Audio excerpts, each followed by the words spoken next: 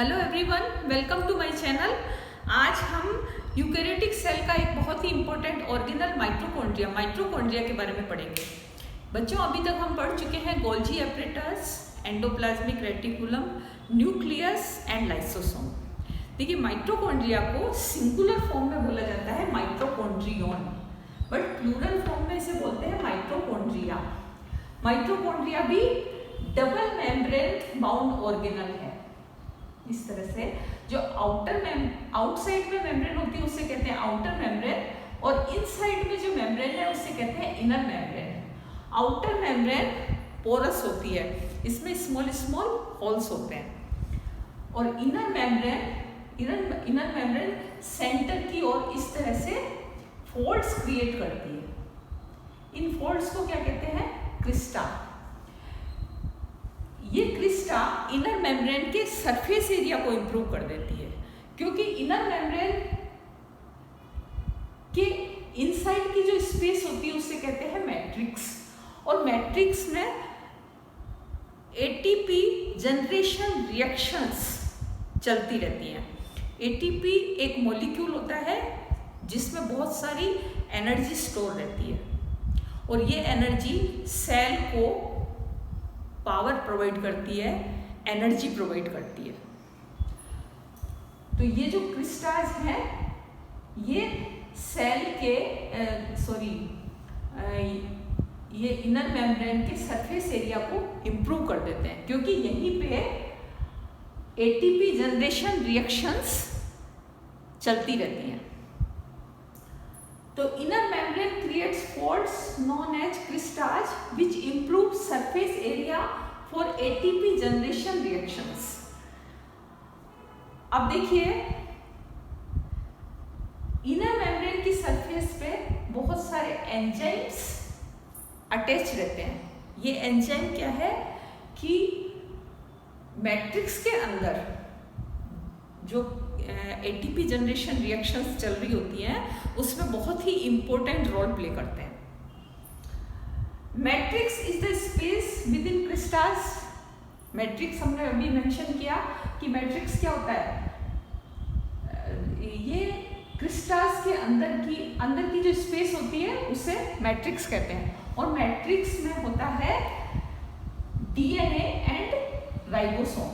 देखिए, माइटोकॉन्ड्रिया एक बहुत ही स्पेसिफिक ऑर्गन है, क्योंकि ऑर्गेनल है, क्योंकि इसके अंदर इसका अपना ही डीएनए होता है, अपने ही राइबोसोम होते हैं। ये राइबोसोम प्रोटीन्स को सिंथेसाइज करते हैं, यानी कि माइटोकॉन्ड्रिया के अपने ही प्रोटीन होते हैं। ये कुछ प्रोटीन होते हैं जिनको सिंथेसाइज करता है, और अपना ही डीएनए होता है। इस डीएनए को कहते हैं सर्कुलर डीएनए, क्योंकि इसका जो शेप है ये सर्कल जैसा होता है, इसके कोई एंड नहीं होते। जिस तरह से माला होती है, माला का कोई एंड नहीं होता, उसी तरह से सर्कुलर डीएनए का शेप होता है। ये देखिए, माइटोकॉन्ड्रिया जब सेल डिवाइड होती है उस वक्त माइटोकॉन्ड्रिया डिवाइड नहीं होता। माइटोकॉन्ड्रिया जब सूटेबल कंडीशंस आती हैं उस वक्त डिवाइड होता है। तो इसका अपना ही डीएनए होता है, अपने ही राइबोसोम होते हैं। राइबोसोम एंजाइम्स को सिंथेसाइज करते हैं, और ये एंजाइम एटीपी जनरेशन रिएक्शंस में बहुत ही इंपॉर्टेंट रोल प्ले करते हैं। तो आई होप आपको माइटोकॉन्ड्रिया का स्ट्रक्चर क्या होता है ये ठीक से समझ में आ गया होगा। नेक्स्ट हम प्रोसीड होते हैं फंक्शन ऑफ द माइटोकॉन्ड्रिया। देखिए, माइटोकॉन्ड्रिया को power house of the cell कहा जाता है। क्यों? क्योंकि cellular respiration occur within the matrix. Respiration क्या होता है? डिफ्यूजन के थ्रू ऑक्सीजन का सेल के अंदर आना और CO2 का बाहर निकलना। ये O2, जितने भी फूड स्टफ्स होते हैं सेल के अंदर, carbohydrate, protein and fat, oxygen से रिएक्ट करते हैं और जो एंजाइम्स हैं इनर मेम्ब्रेन की सरफेस पे जो एंजाइम्स होते हैं उनकी प्रेजेंस में इस रिएक्शन में बहुत सारी CO2 बाहर निकलती है, वाटर बनता है और एनर्जी रिलीज होती है। बहुत इस रिएक्शन में बहुत सारी मात्रा में energy, a big amount of energy released in this process cellular respiration में, जो कि एटीपी मॉलिक्यूल में आके क्या हो जाती है, स्टोर हो जाती है। अब ये जो एनर्जी एटीपी में स्टोर हो गई है वो सेल को मैकेनिकल स्ट्रेंथ प्रोवाइड करती है, बहुत सारी बायोसिंथेटिक रिएक्शंस होती हैं उनके लिए एनर्जी प्रोवाइड करती है। देखिए ब्लड सर्कुलेशन सिस्टम में ब्लड सभी ऑर्गन सिस्टमेटिक काम कर रहे हैं। हार्ट अपना काम कर रहा है, वो पंप कर रहा है ब्लड को, आर्टरीज अपना काम कर रही हैं, वेन्स अपना काम कर रही हैं, पर इन सबको एनर्जी कौन दे रहा है? एनर्जी ये एटीपी मॉलिक्यूल, जो सेलुलर रेस्पिरेशन में एनर्जी जो रिलीज हो रही है वो एटीपी मॉलिक्यूल में जाके स्टोर हो रही है, और ये एटीपी मॉलिक्यूल इन सब फंक्शंस के लिए सेल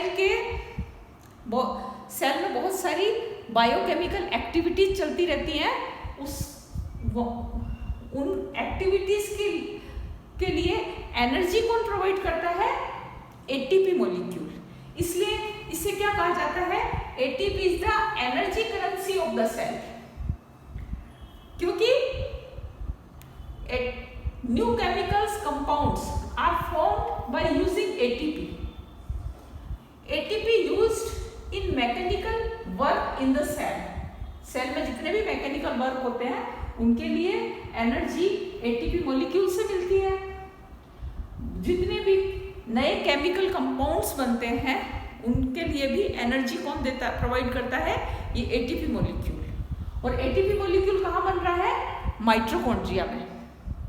इसलिए mitochondria is very very specific organelle in the cell.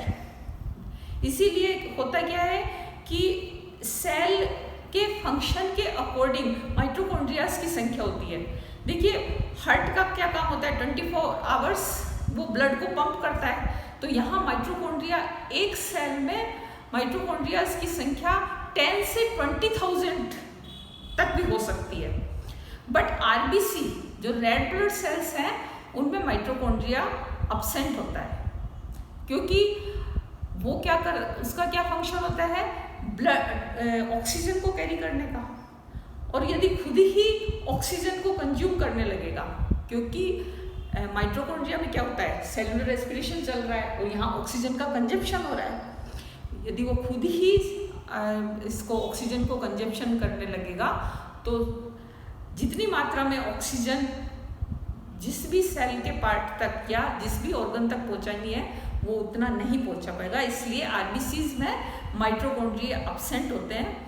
But जो किडनी सेल्स हैं या जो हार्ट मसल सेल्स हैं इनमें माइटोकॉन्ड्रिया की संख्या 10 से 20,000 पर सेल तक भी हो सकती है, क्योंकि इन ऑर्गन्स को बहुत ज़्यादा एनर्जी की रिक्वायरमेंट होती है। So thanks for watching. I hope आपको ये वीडियो समझ में आया होगा कि माइटोकॉन्ड्रिया का क्या फंक्शन होता है और क्या स्ट्रक्चर होता है। इस वीडियो को ज़्यादा से ज़्यादा लाइक करें, शेयर करें और सब्सक्राइब करें।